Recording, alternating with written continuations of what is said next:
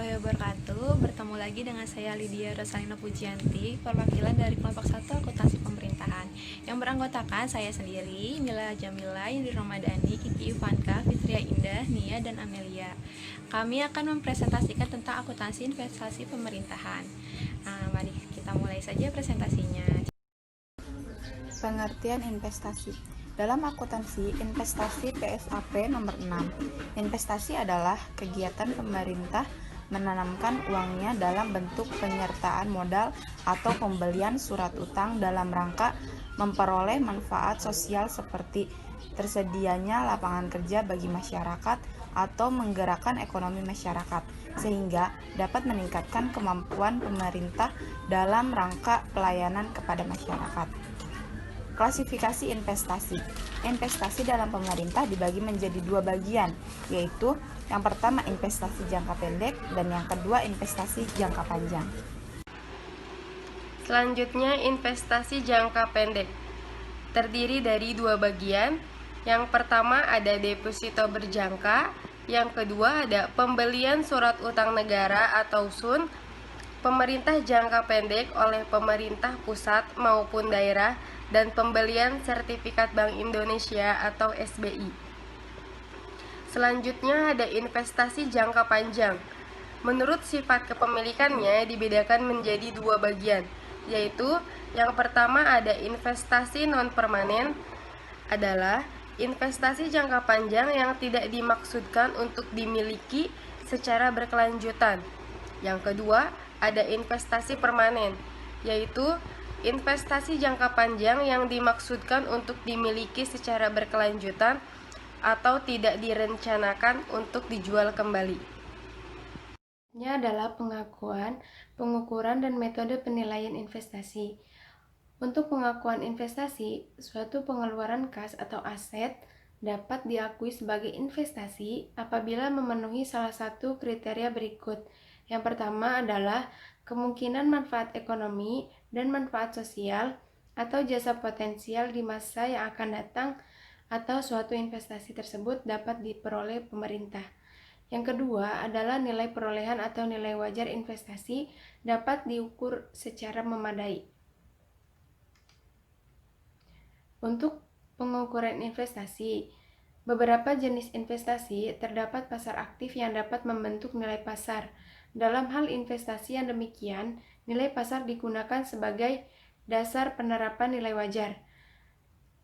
Sedangkan untuk investasi yang tidak memiliki pasar yang aktif, dapat dipergunakan nilai nominal, nilai tercatat, atau nilai wajar lainnya. Ini saya akan menjelaskan tentang metode penilaian investasi. Penilaian investasi pemerintah dilakukan dengan 3 metode. Yang pertama itu metode biaya. Metode biaya adalah suatu metode penilaian yang mencatat nilai investasi berdasarkan harga perolehan. Dengan menggunakan metode biaya ini, investasi dicatat sebesar biaya perolehan. Kedua adalah metode ekuitas. Metode ekuitas adalah suatu metode penilaian yang mengakui penurunan atau kenaikan nilai investasi sehubungan dengan adanya rugi atau laba badan usaha yang menerima investasi atau investe proporsional terhadap besarnya saham atau pengendalian yang dimiliki pemerintah. Dengan menggunakan metode ekuitas, pemerintah mencatat investasi awal sebesar biaya perolehan dan ditambah atau dikurangi sebesar bagian laba atau rugi pemerintah setelah tanggal perolehan. Ketiga adalah metode nilai bersih yang dapat direalisasikan. Metode nilai bersih yang dapat direalisasikan ini digunakan terutama untuk kepemilikan yang akan dilepas atau dijual dalam jangka waktu dekat. Penggunaan metode tersebut didasarkan pada kriteria ini. Yang pertama itu kepemilikan kurang dari 20% menggunakan metode biaya.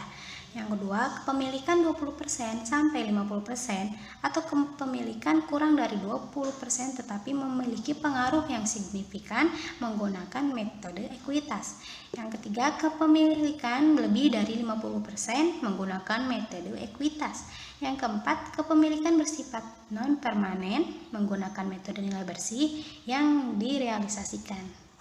Metode biaya dan metode ekuitas digunakan untuk pengukuran nilai investasi atas investasi permanen, sedangkan metode nilai bersih yang dapat direalisasikan digunakan untuk mengukur nilai investasi non-permanen.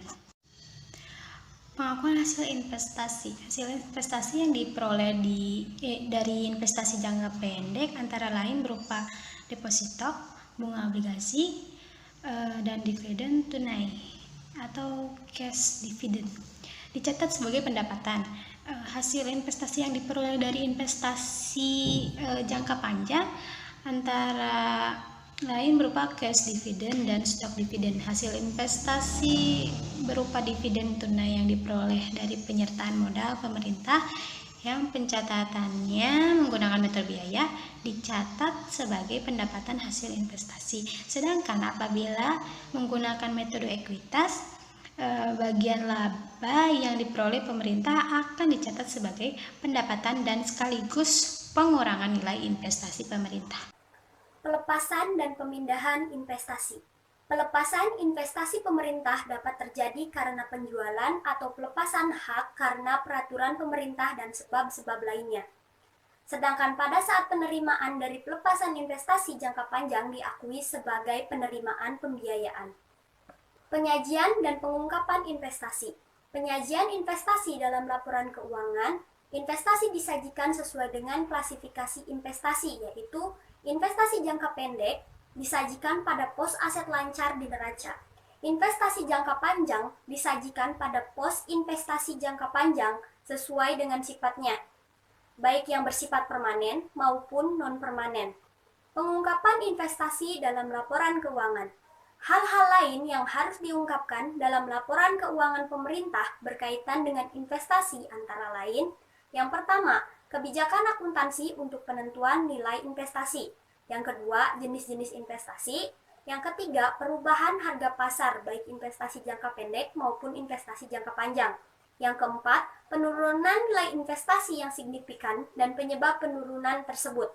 Yang kelima, investasi yang dinilai dengan nilai wajar dan alasan penerapannya. Yang keenam, perubahan pos investasi. Sekian presentasi dari kami, semoga bermanfaat untuk yang menonton video ini. Kami juga tidak lupa berterima kasih kepada Bapak Henry Nur Ardiansa SMAK sebagai dosen pengampu mata kuliah akuntansi pemerintahan dan kepada teman-teman yang sudah menonton video ini. Terima kasih. Wassalamualaikum warahmatullahi wabarakatuh.